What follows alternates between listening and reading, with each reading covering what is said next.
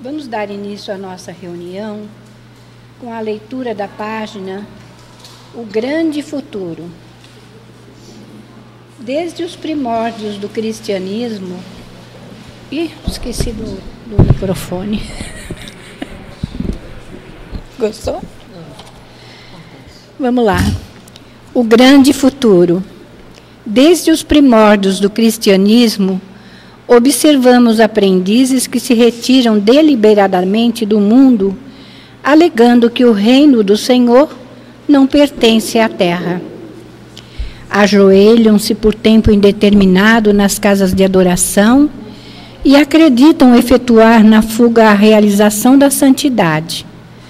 Muitos cruzam os braços à frente dos serviços de regeneração e, quando interrogados, expressam revolta pelos quadros chocantes que a experiência terrena lhes oferece, reportando-se ao Cristo diante de Pilatos, quando o Mestre asseverou que o seu reino ainda não se instalara nos círculos da luta humana. No entanto, é justo ponderar que o Cristo não deserdou o planeta. A palavra dele não afiançou a negação absoluta da felicidade celeste para a terra, mas apenas definiu a paisagem então existente, sem esquecer a esperança no porvir. O Mestre esclareceu: mas agora o meu reino não é daqui. Semelhante afirmativa revela-lhe a confiança. Jesus, portanto, não pode endossar a falsa atitude dos operários em desalento, tão só porque a sombra se fez mais densa em torno de problemas transitórios ou porque as feridas humanas se fazem por vezes mais dolorosas. Tais ocorrências, muita vez, obedecem à pura ilusão visual. A atividade divina jamais cessa, e justamente no quadro da luta benéfica é que o discípulo esculpirá a própria vitória. Não nos cabe, pois, a deserção pela atitude contemplativa, e sim avançar confiantemente para o grande futuro. Emmanuel, do livro Pão Nosso, psicografia de Francisco Cândido Xavier. E eis-nos aqui, Senhor Jesus, nos apresentando para a tarefa que o Senhor nos permite realizar em vosso nome. Ajuda-nos a bebermos nesta fonte que emana do teu coração generoso, tendo a compreensão de que todos estamos na terra para espiar e provar, que a terra é um lugar de degredo, sim, de espíritos rebeldes e indisciplinados da tua lei. Mas aqui estamos, Senhor, agradecendo primeiramente o dom da vida, por esta oportunidade de trabalho, por este evangelho que nos traz o roteiro de nossos espíritos e por todas as bênçãos que tu derramas incessantemente sobre nós. Abençoa a nossa Tayana, que nos trará o estudo do teu evangelho na tarde de hoje. E que nós estejamos, Senhor, com as nossas mentes abertas para beber, sim, essa fonte do teu amor. E que seja, Senhor, em teu nome, em nome de Maria, em nome de toda a direção espiritual da Casa do Caminho, mas, acima de tudo e sempre, em nome de Deus, nosso Pai, que, encerrando essa prece, possamos dar início ao estudo do teu Evangelho na tarde de hoje. Que assim seja, graças a Deus.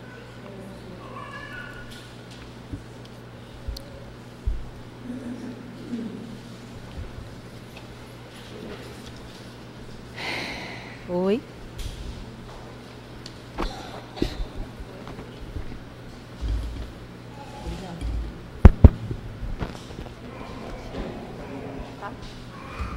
Boa tarde.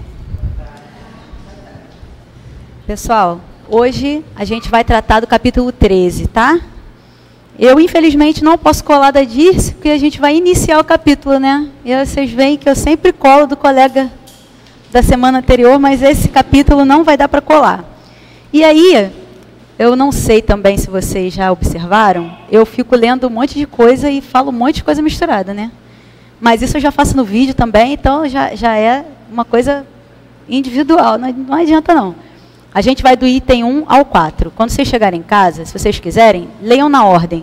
Mas a ideia é muito complementar. Então não dá para a gente, até dá, né? Ir de um em um, mas não compensa, porque senão a gente perde o fio da meada. Para começar, eu queria dizer para vocês que hoje vou fazer uma campanha política aqui. Vocês votaram? Todo mundo votou? Se não votou, pensou, se não pensou, teve alguma possibilidade de estar com a política em dia, porque está muito em cima, né, as eleições. Por que eu estou falando isso? O título é que a vossa mão esquerda não saiba o que dá a vossa mão direita. É um capítulo que vai falar da caridade, a caridade material, a caridade moral, vai falar dos temas como hipocrisia, vai falar fazer o bem pelo bem, vai falar sobre os holofotes, vai falar das nossas verdadeiras intenções. Então, tudo isso está muito atual. Estava muito atual naquela sociedade e está muito atual na sociedade hoje em dia.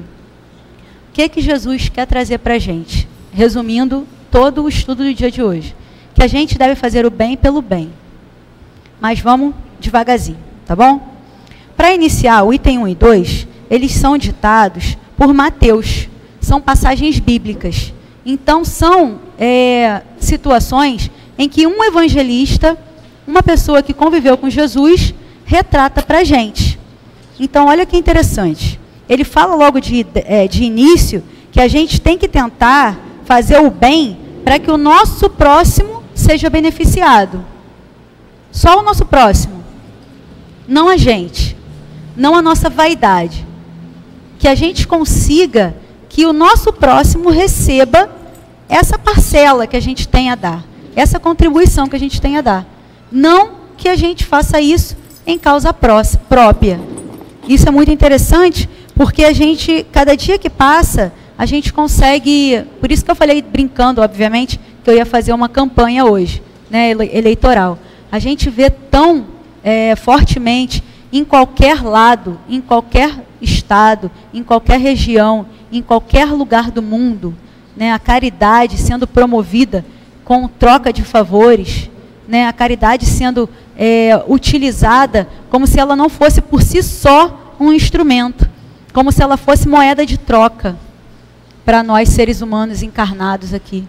A caridade nada mais é do que a nossa obrigação, né, o dever que nós temos para com o próximo. É uma ação, né, pautada numa lei. A gente tem isso como um sentimento, primeiramente. A vontade de agir. Mas quando a gente atua, a gente está colocando essa caridade em prática. E isso nada mais é do que a nossa obrigação. Eu gosto muito sempre, né, dentre tudo que eu vou lendo, de olhar o site da FEB. Porque é como se a gente, cada um nas suas profissões, tivesse uma base, né, um norte seguro, né, porque tem muito curioso em qualquer área, né? Então, um norte seguro, para mim, eu sempre gosto de ouvir o que a FEB fala, né? E eles têm um núcleo de estudo do Evangelho, que eles fazem uma mesa redonda e eles debatem semântica, eles debatem como era o texto primitivo, como ficou a tradução em tal século, depois como foi adicionado o Evangelho em tal concílio da igreja tal. E isso é interessante para a gente juntar as informações e colocar em prática hoje. Porque não adianta a gente ser fanático, cego, ou tentar ler e literalmente colocar aquilo ali, porque na nossa sociedade hoje em dia, ela tem, obviamente, muitos itens idênticos à sociedade de Jesus. Gente passando fome, gente em estágio de mendicância, né, gente que se aproveita disso e faz disso uma profissão, pessoas que querem fazer o bem e não sabem, pessoas que acham que dando dinheiro resolveram o problema da sua consciência. Então a sociedade está idêntica em certos aspectos, desde aquela época, ou antes até. Mas como a gente está se baseando no Evangelho, né, vamos nos reportar àquela época. Mas também está muito diferente em outras questões. A gente já entende melhor a nossa mentalidade, a gente já entende melhor até onde a nossa mão alcança, né? A lei social já está afastada da lei religiosa. Antigamente Moisés precisava juntar tudo. Então, você tem que fazer a caridade, porque se você não fizer... E numa dessas passagens, eles contam, né, nesse estudo da FEB, que o agricultor, ele plantava todo o terreno dele, mas ele só podia colher no meio. A lateral era dos mendigos e das viúvas, que eram um núcleo, um nicho da sociedade, sabidamente passando necessidades. Porque se era viúva, não tinha renda, né, que era o homem que provia. E se era mendigo, era mendigo. Então ele tinha que colher no meio. Se havia uma feira e você estava comprando alguma coisa e aquilo caía da sua mão, não podia pegar. Ninguém. Era do mendigo. Então, olha por que eu disse a diferença. Não sei se vocês pensaram para o bem, que a nossa sociedade está melhor que aquela. Quando eu li isso, eu achei assim, a gente deu uma descida. Porque se naquela época eles já entendiam a real necessidade de um pobre se alimentar, de uma pessoa com alguma necessidade de se alimentar, hoje a gente chuta a pessoa e socorre o cachorro. Não estou fazendo apologia a não ajudar os animais. Mas eu estou querendo fazer com que a gente reflita, porque um dos itens é sobre isso. Lá no finalzinho, eles falam sobre as calamidades que despertam as massas. Aconteceu alguma coisa lá, devastou Mariana, Brumadinho, outro lugar teve um tsunami, a gente aqui se mobiliza, sofre pra caramba, quer levantar, pegar um avião e ir para lá. Mas dentro da sua casa você não é ombro amigo. Dentro do seu ambiente de trabalho, você não quer saber se a pessoa está com dificuldade ou não em casa, você quer que o cara execute o trabalho dele. Então, são aspectos muito importantes para a gente refletir. E aí, vamos lá. Uma coisa muito interessante que Jesus, né, pede a gente aqui para a gente estar com isso em dia. Ele fala da mulher que fala para Jesus, se você quiser, Jesus, eu posso ficar curada. Se você quiser, eu posso ficar curada. E aí a gente vai lendo várias passagens, Jesus fala que se a gente quiser, a gente transporta montanha. Aí alguém vai e fala assim, não, isso é figurativo. Não, porque se a gente quiser, vocês vão fazer mais. Se vocês quiserem, vocês vão fazer mais do que eu, Jesus dizendo. Como que a gente pode fazer mais que Jesus? Muito agora? Fala, Kilson. Agora, ficou bom? Tá. Agora que tá bom? Era pro lado? Ó, é pro lado. Aqui, pá. Aqui. Era aqui. Ó. A patroa tá dizendo ali que é assim mesmo, gente.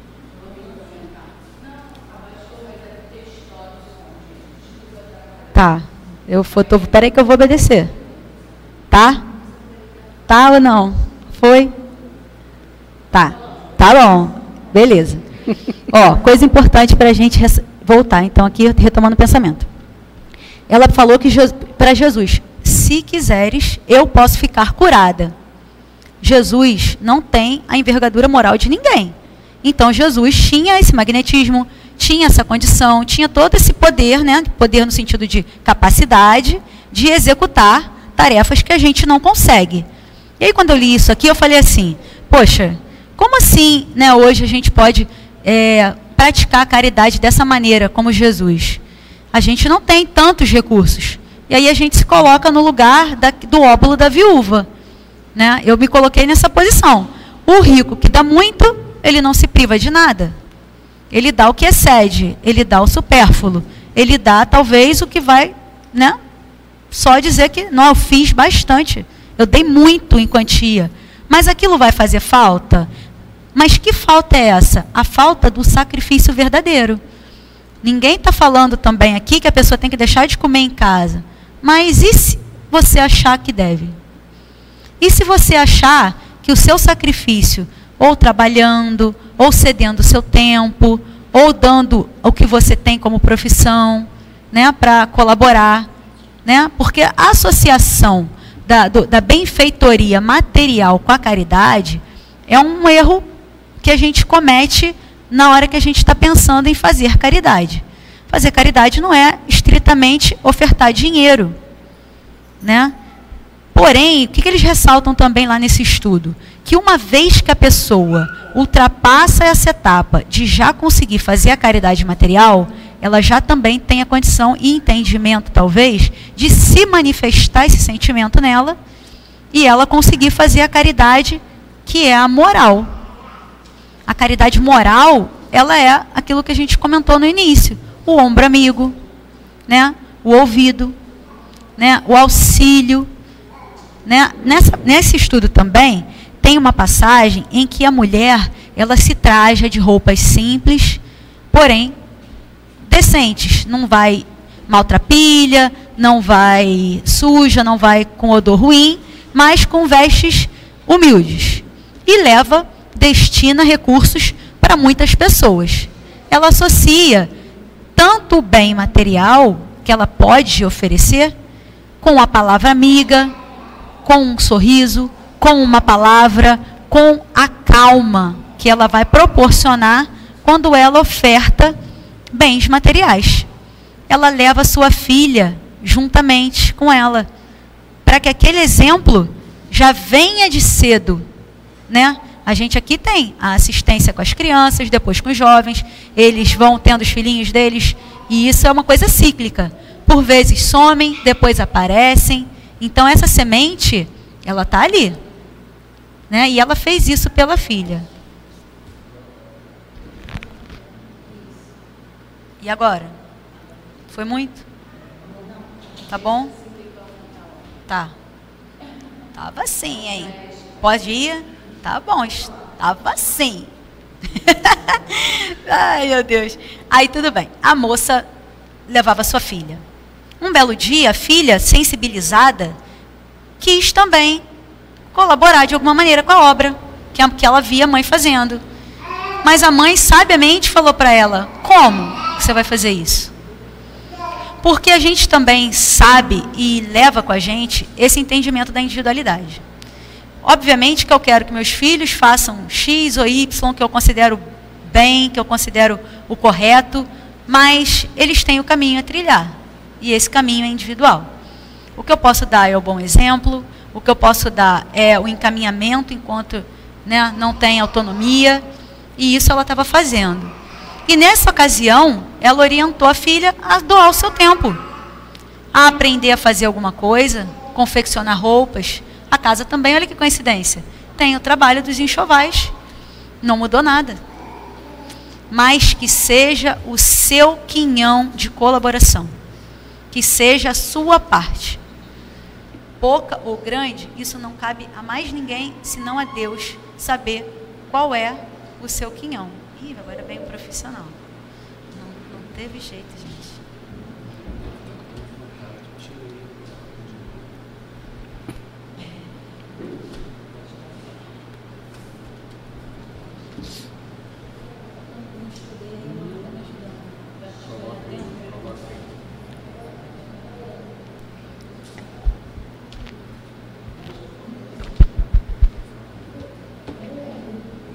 Foi, não foi, não vai, foi? Diminuir? Mas eu acho que... Ah, tá. Tá bom, já viram que eu entendo tudo, né? Tudinho. Eu não entendo não, ele deixa ele mandar o negócio funcionar. Tem nada não. Tentando atrapalhar o negócio, mas não vai não. Vamos embora. Deixa eu faço cola aqui, ó. Pois bem, e voltou.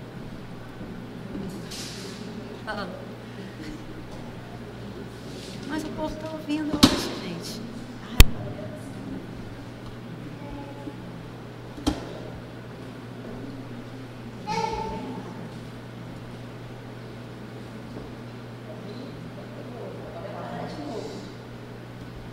Acabando a história.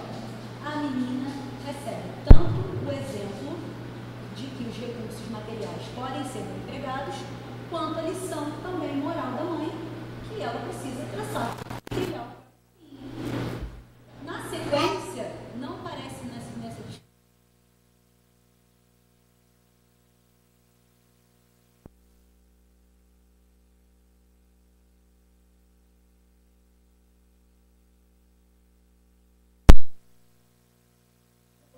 E aí uma dessas pessoas chega na casa dela e ela pede para a pessoa não falar nada. E eu queria saber onde estava essa menina nessa hora.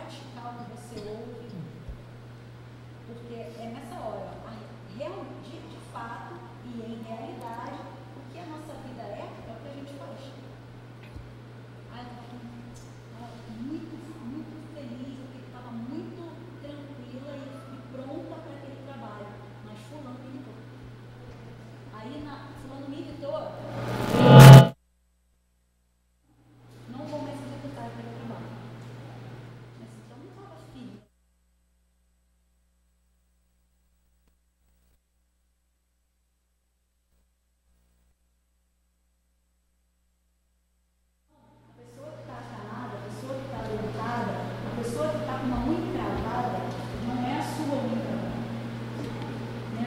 Doenças, claro, existem as mais graves e você compreende.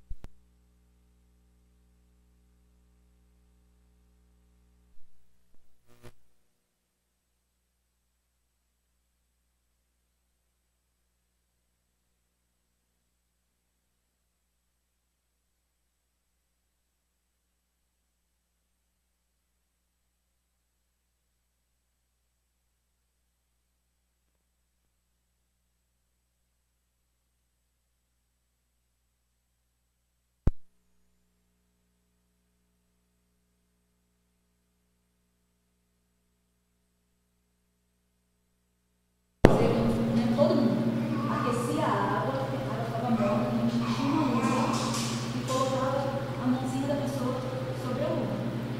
Porque a gente não podia parar o que estava fazendo, todos os outros pacientes, e aquela pessoa estava agitada. Então, nem sempre a medicação em si era o tratamento. A mão do lado, já quando tinha 25 mãos, a luva até o poder chegar no corpo da pessoa. Então, não é um exemplo do que fazer, não. Um gesto simples, você vem sendo passado, isso não foi eu que inventei, nem sei quem inventou, mas é uma coisa de praxe, normalmente com idosos que são deixados, tanto muito humildes quanto muito ricos, na alta sociedade carioca. Vocês podem ter certeza, eu estive nos dois extremos. E são abandonados da mesma maneira. Né? Talvez eles não estejam, digo os filhos responsáveis, legais, pessoas que estão, né, com a incumbência de estar com aqueles idosos, não estejam ainda com essa qualidade sedimentada. Né? Meu pai contava uma história que o homem casou e a mulher não gostava do sogro. A mulher dele não gostava do sogro. E aí a vida ia se desenrolando com muita tribulação na casa e tal. Um dia ela deu um ultimato nele e falou: bota seu pai pra fora. Tá incomodando muito aqui. Bota pra fora. Aí o filho pegou um cobertor que tinha em casa, deu pro pai. Pai, você precisa ir embora, porque ele tá incomodando. E ele já tinha um filhinho. E o filho viu essa cena. O tempo se desenrolou, ele ainda muito novo, mas não adulto, teve um desentendimento com o pai, foi lá no armário, cortou o edredom no meio, o cobertor no meio e deu metade para o pai. Pai, o que é isso, meu filho? Eu estou te dando esse cobertor. Eu fiquei muito em breve, você vai receber. Você vai receber. Nesse momento ainda eu ficava meio chocada. Eu já vi até coisa boa nisso. Ele já dividiu o cobertor com o pai. Porque ele sabe que o filho dele vai fazer com ele.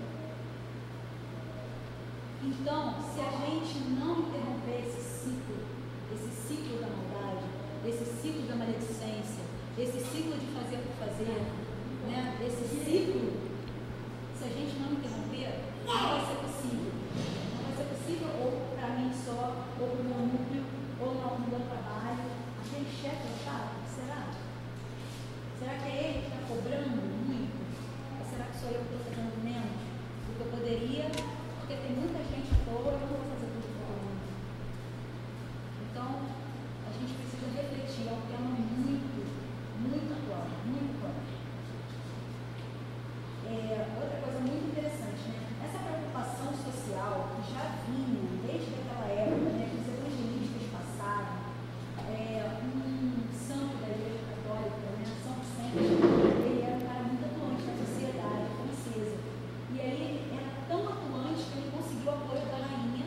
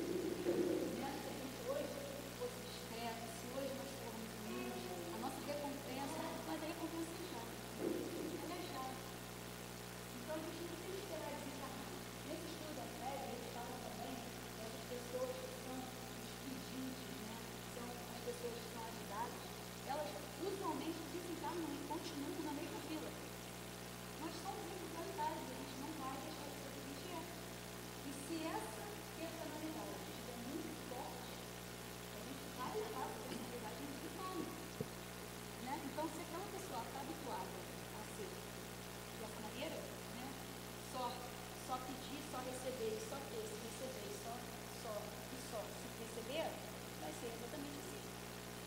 Então, a pessoa não se transforma. O que a gente vai conseguir é uma transformação com consciência, com orientação, com educação, com estímulo, mostrando para aquela pessoa as possibilidades, mostrando como que pode ser, né, como que ela pode agir, quanto que ela sustenta, ela pode deixar de existir.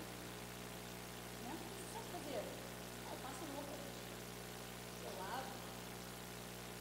Não, eu já vi uma vez várias reportagens de pessoas no Estados Unidos, então o cara foi embora. E o que você vai fazer? Ah, mexer na roupa do filho, depois fica com os mães, voltar, a vida do meu irmão, que eles estão passando, aqueles quadros clássicos do grande livro, que estruturam a autoestima externa da pessoa, usando a aparência dentro do banho, gente, vai ser assim.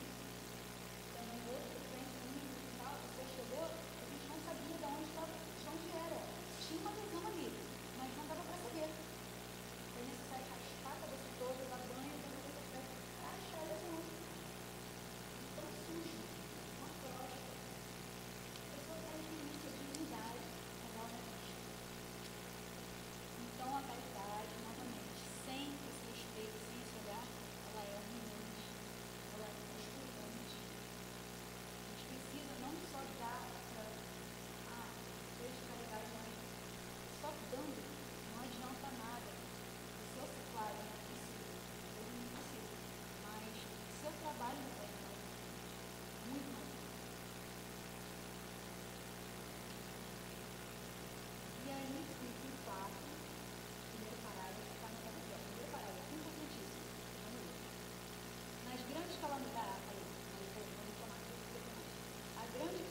grandes calamidades, a caridade se manifesta. Surgem generosos movimentos para reparar os desastres. Porém, ao lado desses desastres gerais, existem milhares de desastres particulares que passam desapercebidos como as pessoas de colete de dor, sem se fecharem.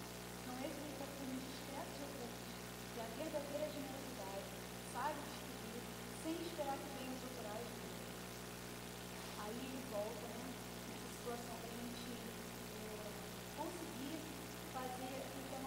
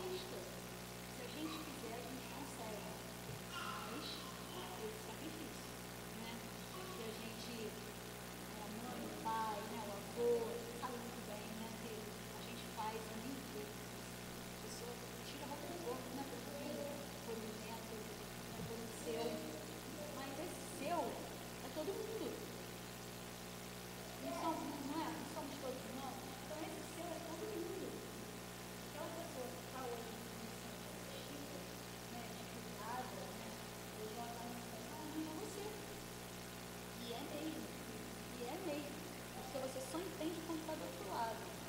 E aí eu também tenho uma questão particular que me aconteceu, que foi a versão da minha mãe.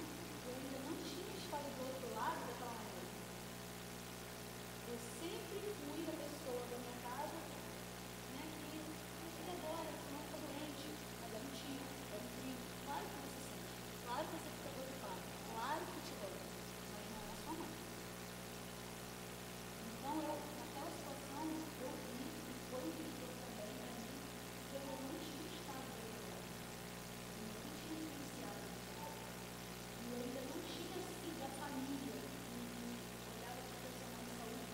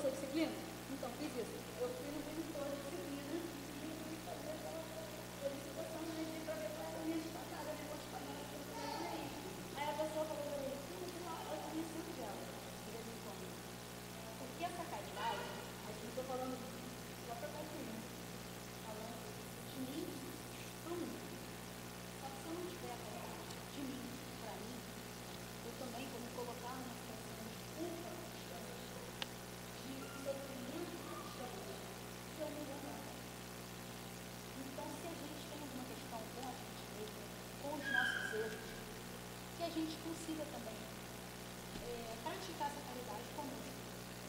Obviamente que não infligindo flagelos, não é nessa maneira. Mas que a gente possa, talvez, estipular uma meta. Né? Eu errei naquela situação e eu pretendo, quero, e vou fazer. Não vou mais fazer tal coisa. Eu pretendo e quero me dedicar mais a tal coisa. Então, uma forma de compensação que a gente possa dar. Porque se a gente ficar com esse grilhão da culpa, quem não teve, né? Vai ter. A gente fracassa. Então, a caridade é assim, a gente nem para fora, né? De nós mesmos, para nós mesmos. Essa caridade ela seja ampla assim. Né? Que a gente veja um problema lá no outro continente, mas que a gente veja o nosso problema aqui na nossa casa também. Né? A casa do nosso trabalho, a casa da nossa casa, a casa na rua, né? O nosso ciclo. Porque microscopicamente, a gente resolvendo aqui, a gente vai melhorando, né? Enviando como uma onda. Ele se propaga. Né? O exemplo ele vai se arrastando, ele vai melhorando, a gente vai conseguindo. E só melhora. É claro que hoje a gente olhando aí fora, a gente vê muita coisa complicada e a gente tende a achar que a coisa está de maneira. Né? Mas, como a lei de progresso, a gente tem que acreditar, a gente tem que se fortalecer, se amparar uns nos outros, para que a gente possa, dentro dessa pequena comunidade, fazer essa diferença na vida de muitas pessoas. Né? E se levar para mais muitos, né? Depois dobra, né? Matemática muito bem forte, mas você vai pensar, 50%.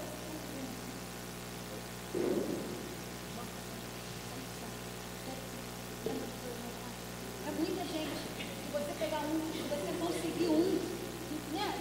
Pega essa então, pega essa matemática. Se você conseguir mais você mais não é muita gente? Porque não adianta a gente também querer abraçar e não levar todo mundo. Não vai arrastar. Não adianta. Você não vai criar seitas fanáticas, né? O jornal, eu estava brincando, se a gente não vê jornal. Quando eu ligo, é para me atrapalhar. Cadê? Domingo eu vou fazer a prova na cidade, já estou aqui, que ônibus pega. Eu vou de tempo, perguntou o número, já não sei, já não quero mais levar, porque já cortou a verba e já não vai ter aula, olha, eu já em 2023. Tudo errado. Esse movimento não pode existir. A gente tem que ter calma, né? Para a gente avaliar o cenário. Né? Porque eu vou usar X, o outro não é. É fake news, não é. Leia. Se instrua. Isso ninguém tira de você. As suas convicções. Né? Seu entendimento do que está sendo passado. Não forçar ninguém a nada. É o que eu quero fazer. Mas eu quero até nesse momento. Infelizmente, é claro que todo mundo que está no estágio, a gente reage mais do que pensa. A gente reage e depois a gente pensa. Falei, não era para ter falado, aprendi, não era para ter aprendido, mas eu não era para ter magoado. Ali não tem caridade nenhuma. Mas, que a mensagem que seja essa, a caridade ampla, para com todos. E que isso seja de forma singela, sem holofotes, né? Sem hipocrisia, sem ser para que as pessoas olhem e falem, que pessoa boa que ela é. Poxa vida, boazinha ela. Né? Lindo por fora, por dentro não. Né? Branquinho por fora, podre por dentro. Então, é essa a ideia, né? Que a gente vai levar. Esses infortúnios ocultos, né? Essas situações que acontecem, que botam à prova, elas são situações rotineiras, às vezes a gente não percebe. E agora, é igual quando você andava muito de branco. Antes disso eu não percebia. Você fica, todo mundo anda de branco. Aí você compra um carro azul, todo mundo tem carro azul, né? É mais ou menos isso. Quando você começa a interiorizar isso, você vai começar a observar quantas pessoas, né? Aquela ali que me colada Andréia se radicando, mês atrás. Ela falou que uma prima fazia uma assistência, um negócio fenomenal. Ela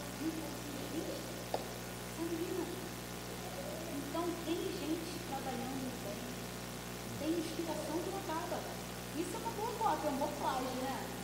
Isso aí é uma coisa ótima de fazer. Se lá tem, por que não pode ter? Pode ter também, né? E é isso, gente.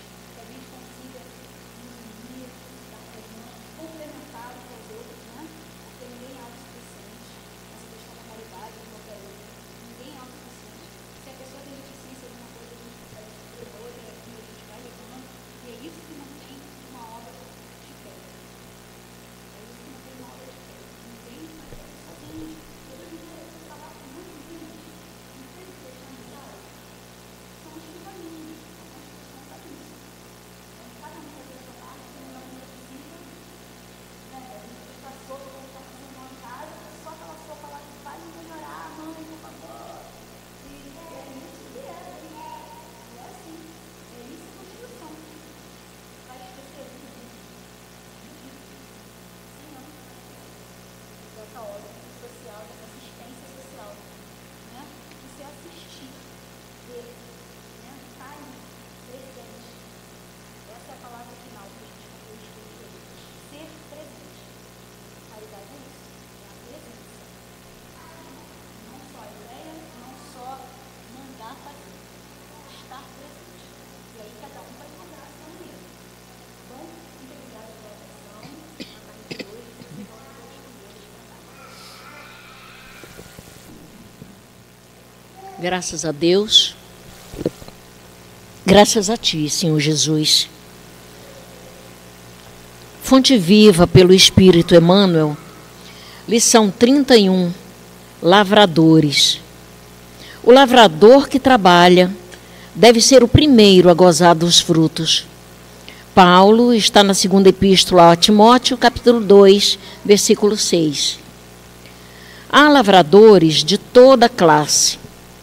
Existem aqueles que compram o campo e exploram-no através de rendeiros suarentos, sem nunca tocarem o solo com as próprias mãos. Encontramos muitos em lugares os que relegam a enxada à ferrugem, cruzando os braços, atribuindo à chuva ou ao sol o fracasso da sementeira que não vigiam. Somos defrontados por muitos que fiscalizam a plantação dos vizinhos, sem qualquer atenção para com os trabalhos que lhes dizem respeito. Temos diversos que falam despropositadamente, com referência a inutilidades mil, enquanto vermes destruidores aniquilam as flores frágeis. Vemos numerosos acusando a terra como incapaz de qualquer produção, mas negando à terra que lhes foi confiada a bênção da gota d'água e o socorro do adubo. Observamos muitos que se dizem possuídos pela dor de cabeça, pelo resfriado ou pela indisposição, que perdem a sublime oportunidade de semear. A natureza, no entanto, retribui a todos eles com desengano a dificuldade, a negação e o desapontamento. Mas o agricultor que realmente trabalha cedo recolhe a graça do celeiro farto.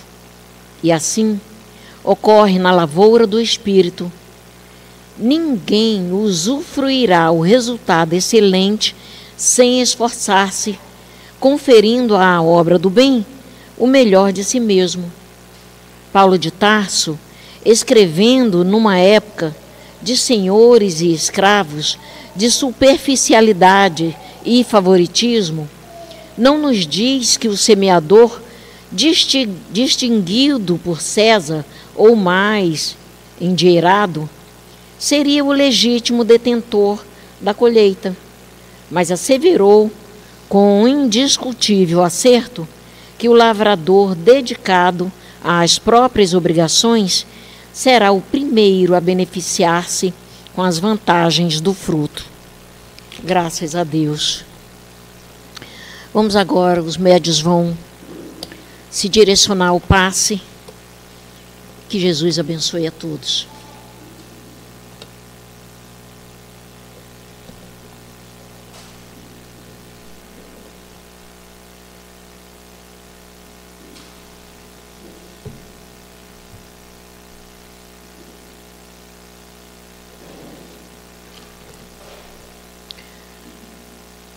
Emmanuel nos alerta nesta lição de o quanto a gente cruza os braços, de o quanto passamos o nosso trabalho a terceiros. Ele nos diz que esta não é a melhor opção, até porque o mérito vai ser daquele que realizou o trabalho. Há lavradores de toda classe, há trabalhadores espíritas de toda classe. Existem aqueles que compram livros espíritas, leem tudo, mas querem que o Evangelho de Jesus seja trabalhado pelos outros. E nunca exploram esse campo com as próprias mãos e em seu próprio benefício. Infelizmente, esse grupo de trabalhadores é constituído pela maioria. São os que querem colher sem jamais ter preparado o solo, sem jamais ter plantado e cuidado da lavoura. É muito mais confortável adquirir o fruto já colhido, plantado por outros, sem ter passado pelas dificuldades que o pomar requer. Depois ficamos culpando alguém ou alguma coisa pela nossa falta de iniciativa. O trabalho precisa ser realizado e sabemos que receberemos ajuda do alto para isso. O Evangelho de Jesus, bem como a doutrina espírita, é o grande campo de trabalho que requer trabalho pessoal e intransferível de cada um. Exige compreensão, exige dedicação, vigilância, perseverança, para só depois colher e saborear seus frutos. O agricultor que realmente trabalha cedo recolhe a graça do celeiro farto. E assim ocorre na lavoura do Espiritismo. Ninguém usufruirá o resultado excelente sem esforçar-se, conferindo à obra do bem o melhor de si mesmo. Essa lição nos lembra a parábola dos talentos, citado por Mateus, onde o Senhor das terras deu 5 talentos a um, 2 a outro e 1 a outro, que era para eles multiplicarem. E o que recebeu um talento não multiplicou por medo de dar errado. Falta de fé. Precisamos trabalhar, precisamos produzir alguma coisa. Muitas vezes paramos de trabalhar na seara do Cristo e ficamos só criticando. E, no entanto, cadê o meu papel como servo do Cristo? Cadê o meu papel como instrumento de Deus para executar a sua obra? Cada um tem a sua atividade, cada um tem o seu talento. Então, trabalhe e multiplique uns talentos, os seus talentos. Não temos que ficar parados ou nos ocupar com banalidades, com inutilidades. Se nos foi confiado um trabalho na seara do Cristo, precisamos nos empenhar e fazer o melhor. Precisamos nos movimentar para sermos úteis. Peçamos a Deus que nos fortaleça, nos dando força, coragem e fé, para que possamos realizar o nosso trabalho. E nós não podemos deixar para amanhã o que podemos fazer hoje. Precisamos compreender que somos instrumentos de Deus 24 horas. As oportunidades aparecem e perdemos para os nossos desculpismos. Podemos estar sendo testados e ver o que é mais forte, o meu amor em Cristo ou o meu amor próprio. Precisamos atender ao Cristo antes que o nosso tempo expire. As dificuldades vão diminuindo quando estamos entregues ao trabalho do Cristo. Precisamos lembrar que estamos fortalecidos na fé, nada vai nos abalar, pois a inspiração sempre vem do alto, quando estamos conectados com Deus. Emmanuel diz que estamos sempre produzindo, seja para o bem ou para o mal. Se eu me empenho com Jesus, a ajuda vem. A espiritualidade vê o meu esforço e então se encarrega de nos trazer a inspiração. Todo trabalho de amor tem um resultado positivo. Afinal, estamos contribuindo para o progresso do mundo em que vivemos e para o desenvolvimento do nosso espírito. Que a paz de nosso Mestre Jesus nos conduza. Graças a Deus.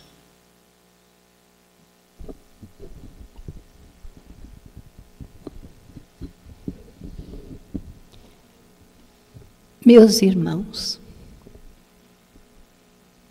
todos estamos na Terra para aprender alguma coisa,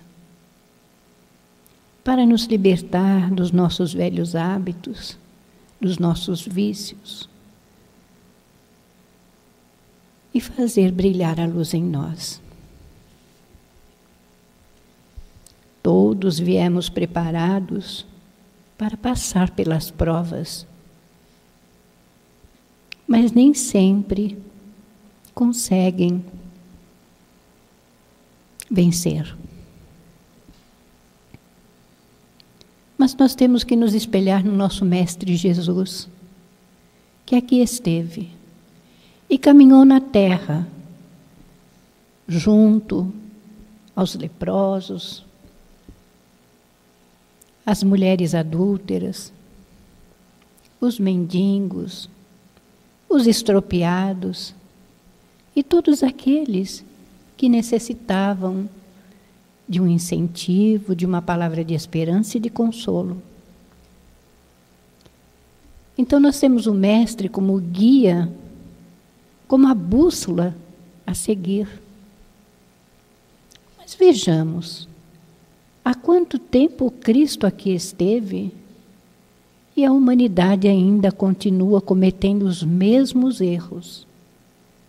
Quantos encarnam e desencarnam sucessivamente, repetindo os mesmos hábitos, praticando os mesmos erros. Mas nem por isso Deus deixa de nos dar a oportunidade, porque Ele todo dia faz com que o sol se levante e aqueça os justos e os injustos. Ele não tem pretensão de ninguém. Ele dá a oportunidade a todos iguais. Basta que nós estejamos vigilantes e façamos a nossa parte. E o Evangelho aí está, todo pautado nesse roteiro que devemos caminhar. Então vamos arregaçar as mangas, vamos olhar para dentro de nós. Vamos fazer uma coisa, amar a Deus de todo o nosso coração, de todo o nosso entendimento e de toda a nossa alma, mas nos amarmos também. Porque se eu não me amar, como é que eu vou amar o meu próximo? Como é que eu vou amar a Deus? Pensemos nisso, porque todos estamos na Terra para aprender a fraternidade, para termos empatia com aquele que sofre e chora, por aquele que perdeu seu emprego e está numa situação difícil. Todos sofrem, de uma forma ou de outra. Mas todos estão, sim, sob a tutela do nosso Senhor Jesus, que prometeu ao Pai que não deixaria nenhuma ovelhinha se perder, mas que Ele iria e resgataria essa ovelhinha e traria ao aprisco do Pai novamente. E que nós possamos desenvolver a paz em nós, para que possamos contagiar aqueles que estão ao nosso lado, aqueles que cruzam o nosso caminho, porque todos nós somos irmãos. E todos nós temos que desejar e fazer o bem ao próximo. E pensamos sim, nos momentos de aflição e de dor, elevemos o nosso olhar a Deus, nosso Pai, rogando a Ele toda a força, toda a coragem que necessitamos, para que possamos vencer a nós mesmos, vencer as adversidades da vida que fazem parte desse aprendizado. E vamos caminhar como Jesus nos ensinou, pacificando a nós mesmos e pacificando aqueles que estão ao nosso lado. Amando os diferentes, olhando com compaixão aqueles ainda que cometem erros, e que a boa vontade esteja presente em todos os momentos da nossa existência, para fazermos o bem pelo bem. E que Deus derrame sobre todos vós a sua paz, o seu amor, e a força e a fé, e a esperança para vencerem. Deus abençoe a todos, hoje, agora e sempre. Graças a Deus. Graças a Deus. Graças a Ti, Senhor Jesus. Obrigado por esse momento de luz. Que possamos pegar esses ensinamentos expostos aqui nessa reunião e colocá-los em prática. Que possamos interiorizar esses ensinamentos que vêm do Teu Evangelho, Senhor Jesus. Ajuda-nos a ser melhor. Ajuda-nos a compreender cada palavra do Teu Evangelho e ajuda-nos a colocá-los em prática. Abençoe, Senhor Jesus, esta casa que nos acolhe. Abençoe a todos que estão aqui e aos seus familiares que ficaram em casa. Abençoe a humanidade inteira, Senhor Jesus. E que possamos voltar para os nossos lares, na vossa santa paz, sempre. Em seu nome, Senhor Jesus, em nome dos amigos espirituais que aqui estão, e principalmente em nome de Deus, nosso Pai, pedimos permissão para encerrar nossa reunião nessa tarde de hoje. Que assim seja, graças a Deus.